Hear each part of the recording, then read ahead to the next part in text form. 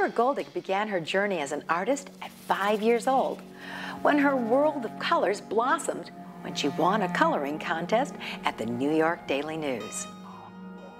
As a child suffering from polio, she became completely paralyzed. Myra's determination got her past her polio. She worked hard during years of painful therapy to gain her freedom of mobility. Decades later, she is living her dream. She is living through art. Creating became her life, and it also saved her life. People have said to me all my life, when I was running a sales force of 30 people, when I would leave the job, they would say, "You don't know this, but you're my hero." When I left the millinery, they gave me a huge party, the girls, the factory workers. And they said, "You don't know this, but when I can't get up in the morning, I think about you, and we come to work." Obviously, I don't know I do that. I just am living my life. I don't know how to say that on camera. That, not that I inspire people, but I want them to share in the kind of fulfillment that you feel when you follow your dreams. I consider myself very lucky. Through the circumstances in my life, I found out very early what motivated me and what my passion was and what soothed me and made me feel good.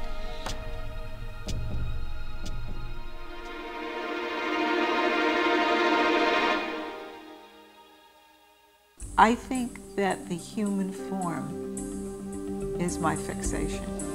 Human beings rather than nature. I love to color and paint, but do you know what I painted? I painted women. And the reason I did is my father was a famous musician in Trinidad. And the marriage fell apart, and I would see him with these beautiful women. And I wanted to be like them. So I didn't understand it, but that's all I wanted to draw. Beautiful women and horses. And I think that's why I love to draw nudes.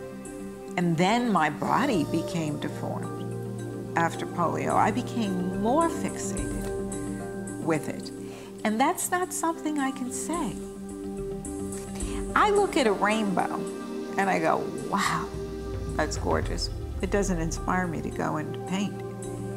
I look at a beautiful person in a swimming suit, a boxer, on the screen. My husband loves boxing. And I go, oh my God, look at his body.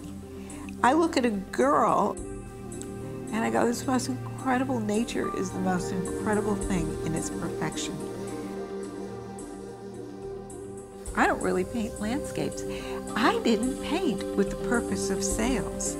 I painted to heal me. And I love the way people look.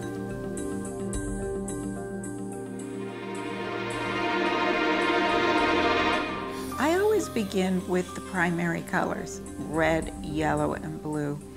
And that sounds so basic in kindergarten, but you can't beat nature. Empowering red, uplifting yellow, calming blue. From those three colors, I can create every color in the universe, including black, except for white, because that's really void of color. That's no color.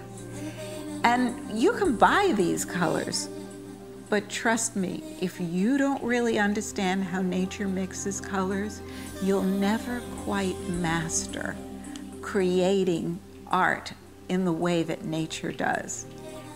When I paint, all I see is what I'm painting. I don't see anything around me. You know when you take a picture and everything is out of focus except your subject?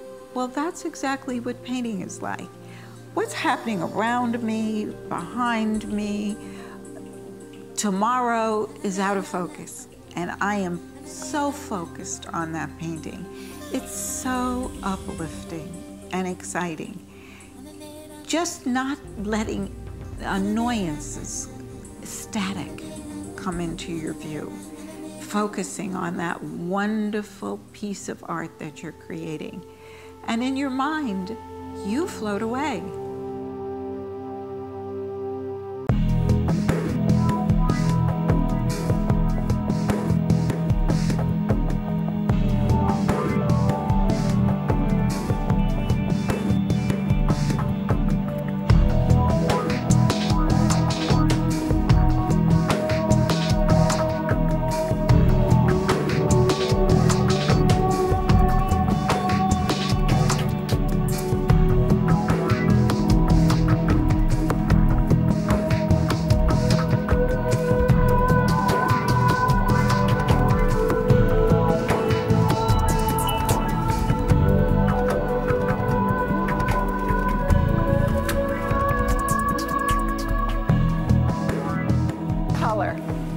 It's so important. We talk about color freely when we express our emotions. How many times have you heard somebody say, "I'm in a blue mood"? Oh, they were so jealous, their eyes turned green. Just the mention of the colors red, white, and blue fill us with patriotism. For more information on Myra's Living Through Art and her motivational lectures, go to www.myrasart.com.